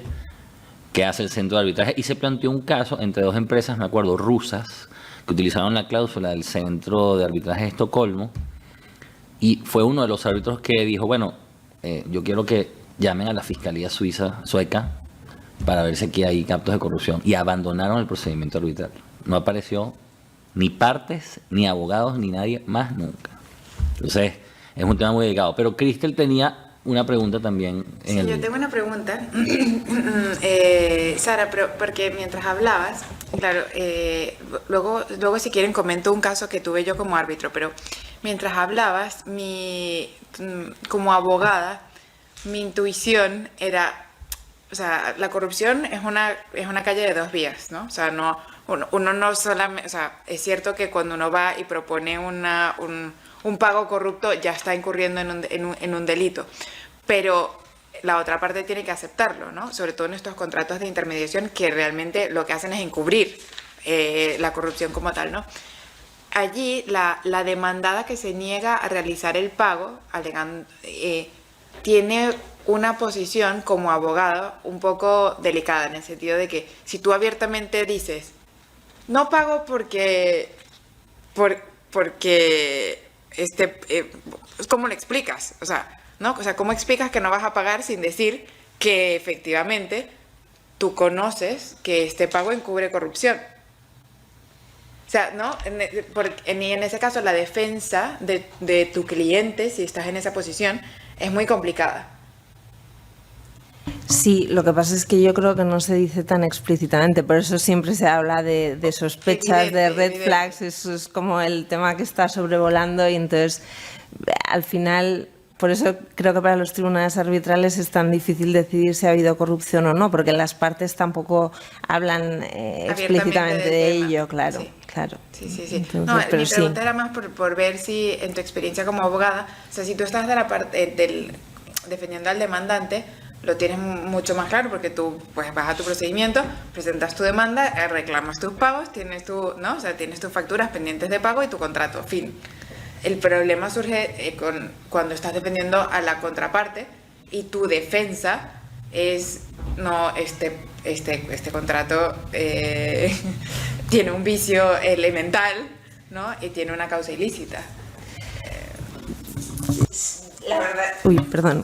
La verdad es que en estos casos que mencionaba,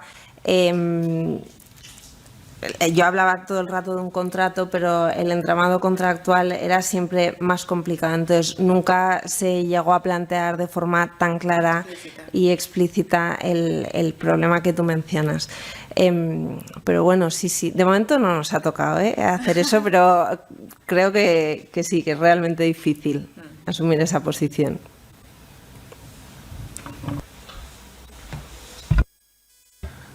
Bueno,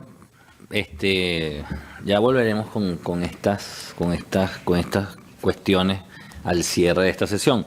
Pero siguiendo nuestro programa, queremos escuchar a Laura porque como practicante de arbitraje e inversión, de arbitraje que no es ajeno a estos males, y que inclusive además los puede representar hasta de manera más complicada porque involucra estados y particulares bajo contratación y normalmente también pasa mucho con obras que tienen que ver con servicios públicos, infraestructura. Bueno, cuéntanos tu experiencia, Laura, sobre cuál es el panorama que tú has visto en la jurisdicción arbitral de inversión y el tema de la corrupción. Muchas gracias. Primero que nada me sumo al agradecimiento de mis colegas al capítulo venezolano del CEIA por la invitación y por supuesto a todos los participantes en este panel que por ahora viene siendo muy entretenido e interesante, al menos en mi opinión.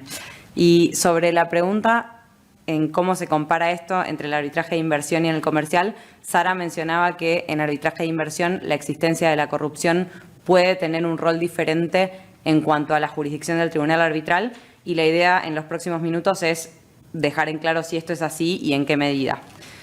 Un aspecto crucial que me parece importante remarcar que distingue al arbitraje comercial del arbitraje de inversión es el momento de celebración del acuerdo arbitral. En el arbitraje comercial, las partes negocian y cristalizan la sustancia del contrato que están firmando al mismo tiempo que celebran el acuerdo arbitral. Entonces, el acuerdo comercial entre las partes y el compromiso de llevar potenciales disputas a arbitraje se encuentran vinculados temporal y físicamente porque se encuentran en el mismo instrumento que es el contrato de que se trate. Entonces, la doctrina de separabilidad del acuerdo arbitral, que ya mencionaba Sara en su exposición, surge precisamente para desvincular estos dos elementos y preservar la validez del acuerdo arbitral en casos en los que una de las partes dispute la validez del acuerdo comercial por causa de nulidad incluyendo por corrupción. La aplicación de esta doctrina de separabilidad junto con el principio de competencia de la competencia de los tribunales arbitrales hacen que no sean tal vez tantos los casos en los que un tribunal decline jurisdicción sobre una disputa que involucra alegaciones de corrupción, porque lo que el tribunal va a hacer es justamente separar el acuerdo arbitral y ser él mismo quien decida si un vicio que conlleve la nulidad del contrato está presente o no en el caso, independientemente del acuerdo arbitral entre las partes. Al contrario de esto, lo que pasa en el arbitraje de inversión es que hay una desconexión temporal y física entre los intereses comerciales en disputa y la celebración del acuerdo arbitral. En los acuerdos de inversión que se celebran entre estados, estos estados lo que hacen es una oferta unilateral para arbitral. Y recién cuando surge una disputa entre el inversor y el estado anfitrión, algo que normalmente ocurre mucho después de que el inversor realiza su inversión en el estado anfitrión, lo que hace el inversor es aceptar esta oferta unilateral del Estado que está contenida en el Tratado de Inversión y otorgar su consentimiento para arbitrar la disputa, normalmente a través de la presentación de la solicitud de arbitraje. Si seguimos esta lógica, los principios de separabilidad y competencia de la competencia también resultan de aplicación en el arbitraje de inversión, porque al final se celebra un acuerdo arbitral, si bien esto ocurre después de que se crea el instrumento que da origen a la disputa. Pero en el arbitraje de inversión hay otros aspectos de la forma en la que operan los acuerdos de inversión que justamente modifican los efectos de estos principios. En primer lugar, a diferencia de lo que ocurre con el principio de separabilidad en el arbitraje comercial, las alegaciones de corrupción en arbitraje de inversión pueden también condicionar el consentimiento a arbitrar, esencialmente porque la oferta para arbitrar se refiere a disputas que surjan en relación con la inversión, incluyendo la validez de la inversión. Entonces, hay varios casos en los que tribunales arbitrales han rechazado jurisdicción al encontrar que las inversiones objeto de la disputa habían sido procuradas de manera corrupta, invocando la llamada cláusula de legalidad de ciertos acuerdos de inversión que establece que para gozar de protección bajo determinado tratado, la inversión tiene que ser realizada conforme a las leyes del Estado anfitrión. Esto ocurrió, por ejemplo, en el caso Inseiza contra El Salvador, pero hay muchísimos otros ejemplos bajo la cláusula de legalidad en los que se entendió que por estar viciada la inversión de corrupción no se podía aceptar jurisdicción del tribunal arbitral para decidir la disputa. Y otra distinción es que en arbitraje de inversión las alegaciones de corrupción suelen involucrar, como ya se mencionaba en este panel, a entes estatales y a oficiales públicos, algo que no necesariamente ocurre en el arbitraje comercial. En este contexto, la dificultad de probar los actos de corrupción puede ser, y evidentemente suele ser, mucho mayor, y puede además resultar en un beneficio indebido para el Estado anfitrión, que invoca la corrupción como una defensa, pero después no recibe ninguna consecuencia porque sus entes hayan estado involucrados en esa misma corrupción. Esto hace que, como ya esbozaba Crystal en su presentación, la corrupción en el arbitraje de inversión se utilice no solo como escudo, es decir, como una defensa invocada por el Estado demandado, sino también como una espada cuando el inversor alega que el Estado anfitrión tomó medidas justamente contra su inversión como represalia por su rechazo a pagar un soborno, por ejemplo. Por lo tanto, la corrupción, dependiendo del momento en el que tenga lugar y de la forma en la que sea invocada por las partes, en el arbitraje de inversión puede y suele tener un rol en todas las etapas del arbitraje, ya sea en cuanto a la jurisdicción del tribunal arbitral, a la admisibilidad del reclamo, a los méritos de la disputa, pero también en el contexto de la anulación o ejecución del laudo arbitral. Y por último, en cuanto a cuestiones probatorias, los puntos que mencionaba Sara en su presentación en relación con el arbitraje comercial, yo encuentro que son esencialmente similares a lo que ocurre en el arbitraje de inversión. En lo referente a la carga de la prueba, no es controvertido que recae sobre la parte que alega la corrupción, aunque sí es verdad que hay quienes argumentan que una vez que una de las partes aportó evidencia inicial demostrando la presunta existencia de corrupción, la carga de refutar esa evidencia podría trasladarse a la otra parte. Esta idea surge de la circunstancia de que, como decía, la corrupción resulta difícil de probar en la práctica por su naturaleza oculta y, por lo tanto, la prueba debería facilitarse en la medida de lo posible.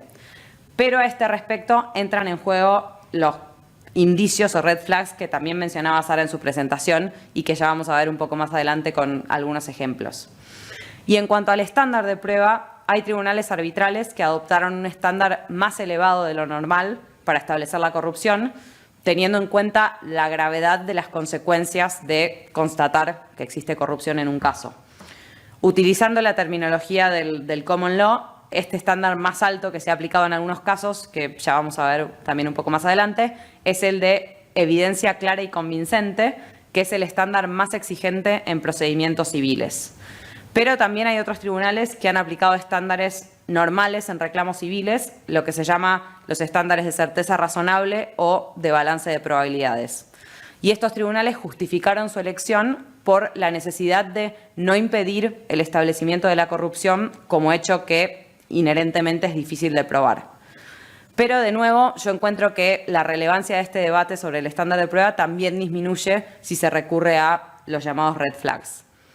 Entonces, para concluir, si bien existen algunas diferencias en cómo se trata la corrupción en el arbitraje de inversión y en el arbitraje comercial, que yo creo que están mayormente motivadas por la naturaleza divergente de ambos procedimientos y los instrumentos jurídicos involucrados, sin perjuicio de ello, la esencia de la corrupción es la misma y, por lo tanto, muchos aspectos, incluyendo los aspectos probatorios o el deber de los árbitros de investigar sospechas de corrupción, terminan recayendo en estándares semejantes que suelen ser aplicados en los casos de manera más o menos similar.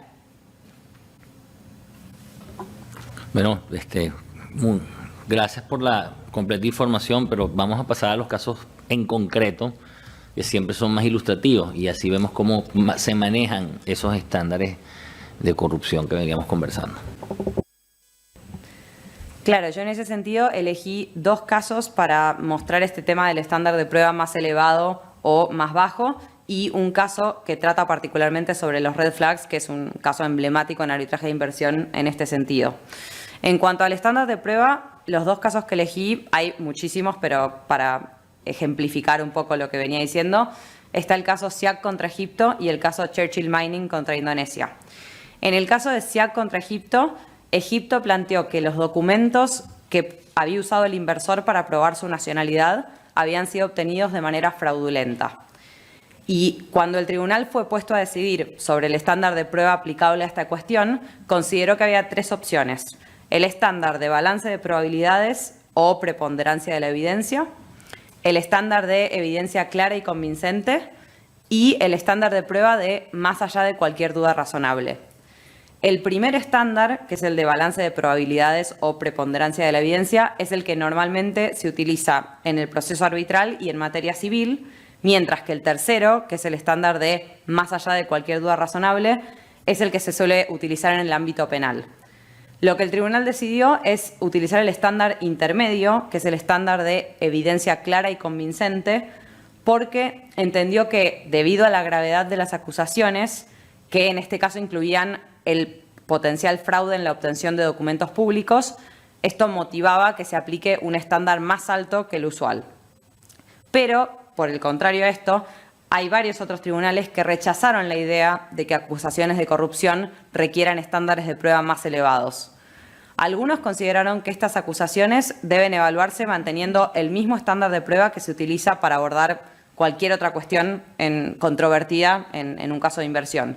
Y este estándar de prueba es justamente el de balance de probabilidades o preponderancia de la evidencia. Se trata de un estándar relativamente bajo que consiste en convencer al tribunal de que, en atención a la evidencia presentada, es más probable que un hecho haya ocurrido a que no haya ocurrido. Los tribunales que rechazaron aplicar estándares más altos de prueba, por lo general se basaron en diversas consideraciones, incluyendo, primero, que no existen reglas claras y unívocas en cuanto al estándar de prueba aplicable, por lo que los árbitros tienen amplia discreción para decidir el que consideren más apropiado. Segundo, que más allá de la gravedad de las acusaciones, los arbitrajes de inversión no tratan sobre cuestiones penales, ni los tribunales arbitrales tienen las mismas prerrogativas que un tribunal penal, por lo que no necesariamente deben seguir las mismas reglas probatorias. Y tercero, que siendo la corrupción inherentemente difícil de probar, es aceptable evaluar evidencia circunstancial o indicios, algo que evidentemente sería más difícil de lograr si se aplican estándares de prueba más altos. Entonces, yo creo que al final por eso esto lleva de nuevo a las red flags, porque si los tribunales decidieran aplicar un estándar más elevado, se complicaría en casos, sobre todo en los que están involucrados entes estatales, realmente persuadir al tribunal arbitral de la existencia de corrupción. Y en ese sentido, quería traer el caso Churchill Mining contra Indonesia, en el que el tribunal arbitral llegó a una conclusión similar, pero aplicando un estándar de prueba más bajo que el que se aplicó en SIAC contra Egipto. En el caso de Churchill Mining, Indonesia había acusado a los inversores de falsificar firmas y documentos en el marco de la obtención de su inversión, que eran concesiones mineras.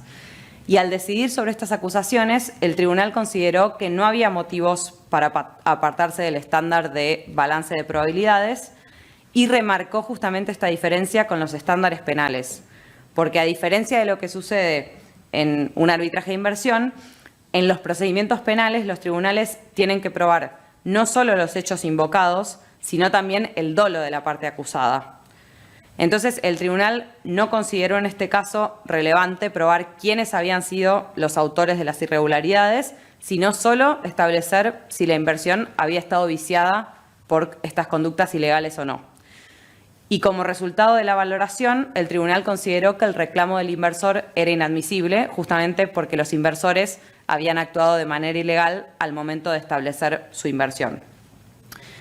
Es importante destacar que, más allá de que el tribunal aplicó un estándar de prueba más bajo, sí se encargó de disponer de evidencia abundante, incluyendo pericias caligráficas respecto de las firmas, declaraciones de testigos implicados y la documentación de los procesos administrativos locales que habían dado origen a estos documentos.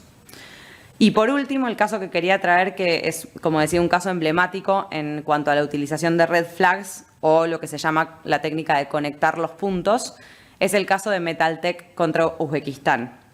En este caso, Metaltech era una compañía israelí que manufacturaba productos químicos y que había conformado un joint venture con dos compañías de Uzbekistán para operar una planta.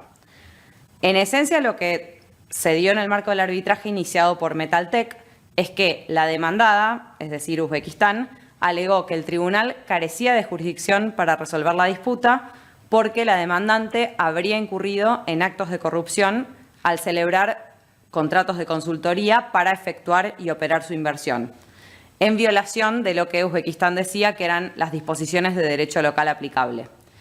Y además, Uzbekistán también fundamentó su posición en el hecho de que el Tratado Bilateral de Inversión Israel-Uzbekistán, que aplicaba en el caso, contenía lo que ya había mencionado, que era un requisito de legalidad, diciendo que las inversiones tenían que ser hechas de conformidad con el derecho local del Estado anfitrión. En este caso, el Tratado Bilateral de Inversión, como suele suceder, no contenía disposiciones expresas sobre estándar de prueba o carga de la prueba, por lo que el tribunal adujo que tenía libertad para determinarlos. Sin embargo, al considerar si los pagos efectuados por Metaltech a consultores podían configurar un supuesto de corrupción que privara a la inversión de protección, el tribunal estableció que, si bien la existencia de corrupción no se encontraba probada prima facie, los hechos daban lugar a sospechas. Por lo tanto, no era necesario recurrir a la aplicación de estándares de prueba o reglas sobre carga de la prueba, sino que lo que era importante primero era requerir explicaciones a la parte que había participado en los alegados actos de corrupción para determinar, en base a la evidencia, si la existencia de corrupción podía ser establecida razonablemente o no. Y lo que es importante en este caso es que el tribunal indicó que podía extraer las inferencias apropiadas en caso de que una parte no produjera la prueba requerida. Entonces, porque Metaltech no fue capaz de rebatir las sospechas de conducta ilícita, el tribunal concluyó que había incurrido en actos de corrupción en violación de la ley uzbeca y en violación también del requisito de legalidad del Tratado de Inversión. Por lo tanto, el tribunal decidió que carecía de jurisdicción para resolver la controversia y que Metaltec no tenía derecho a invocar las protecciones sustantivas contenidas en el acuerdo de inversión. Por lo tanto, para concluir, yo creo que lo que puede deducirse de estos casos es que las conclusiones sobre el estándar y la carga de la prueba, si bien tienen un valor, realmente pierden parte de su relevancia cuando se recurre al uso de red flags, como demuestra este caso Metaltec contra Uzbekistán, porque al final, si hay evidencia circunstancial de que evidentemente existió corrupción, el tribunal no va a dudar en decidir que carece de jurisdicción o que el reclamo es inadmisible. Mil gracias, Laura. Interesantísimos los dos casos. Bueno, ya entrando en la parte final de nuestra sesión, creo que resulta fundamental escuchar las experiencias prácticas de un árbitro en esta materia. Y en eso le vamos a dar la palabra a Cristel para que nos cuente si en su experiencia como árbitro ha visto casos de corrupción y lo más importante es cómo lo resolviste. Gracias, José Antonio. Bueno, yo en mi práctica he visto varios casos de corrupción y quiero contar uno comercial y otro de inversión en el que participé como secretaria. ¿Okay? En el primer caso comercial es un caso similar a los que trató Sara, ¿no? Era un acuerdo de intermediación en el cual una empresa quería entrar en un país de un área determinada en el que había mucha competencia y en el cual consideraba necesario para ello tener pues un intermediario, una persona que le abriera las puertas y que le avisara pues de los distintos contratos, de las distintas licitaciones, y por eso firmó un acuerdo de intermediación. Los primeros pagos del acuerdo fueron realizados, pero quedaron pendientes una parte importante del contrato sin pagar y por lo tanto inició un procedimiento arbitral reclamando los pagos debidos bajo el contrato. La demandada en el caso se defendió presentando un informe de la unidad de cumplimiento, de compliance de la empresa, ¿no? En la cual lo que se decía era que se negaban a pagar porque en otro territorio en el que una empresa vinculada había prestado también un contrato de intermediación, habían estado involucrados en ciertos hechos de corrupción. Entonces, inicialmente mi intuición o lo que inicialmente me hubiera gustado hubiera sido no tener que tratar este tema, ¿no? Evidentemente que resulta súper incómodo, aunque no se hicieron alegaciones expresas de corrupción, ¿no? Pero la Corte de Arbitraje, que en este caso era la CCI, me dijo que no era posible evitar el tema, sino que tenía que tratarlo expresamente de tal forma, en forma de asegurar, ¿no? La ejecutabilidad del laudo. Sobre todo por eso, o sea, para asegurar que como todo árbitro nuestro primer deber es dictar un laudo ejecutable, pues para asegurar esa ejecutabilidad que tratar el tema, ¿no? Entonces, bueno, yo traté el tema desde 4 puntos de vista, ¿no? O sea, en primer lugar, revisé si tenía competencia para evaluar los actos de corrupción y sus efectos. Y evidentemente determiné que sí, por los motivos que ya explicó Sara, ¿no? O sea, por el principio de separabilidad. En segundo lugar, lo que hice fue determinar cuál sería el efecto civil si encontrara que efectivamente el pago, el contrato objeto del arbitraje encubría pagos corruptos. Y en ese caso, el efecto civil, como ya también adelantamos antes, es pues que la causa del contrato se convierte en una causa ilícita en el momento en el que lo que hace es encubrir pagos corruptos y por lo tanto el contrato es nulo de pleno derecho, ¿no? De tal manera que no se pueden ordenar en este caso el pago de ninguna cantidad, ¿no? A la luz de un contrato que es nulo ab initio. En tercer lugar, reflexioné sobre el estándar de prueba, ¿no? Que también ha sido mencionado por Laura y por Sara, optando por utilizar el estándar actual para el arbitraje comercial, que es el de indicios, ¿no? Prueba indiciaria o prueba circunstancial. Y finalmente consideré cuál era mi deber como árbitro, ¿no? Y determiné que mi responsabilidad era combatir la corrupción e investigar cualquier sospecha que surgiera.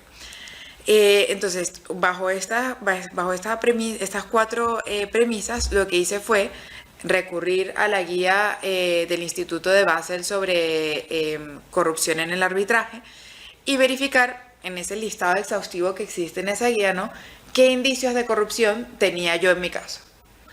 Identifiqué cuatro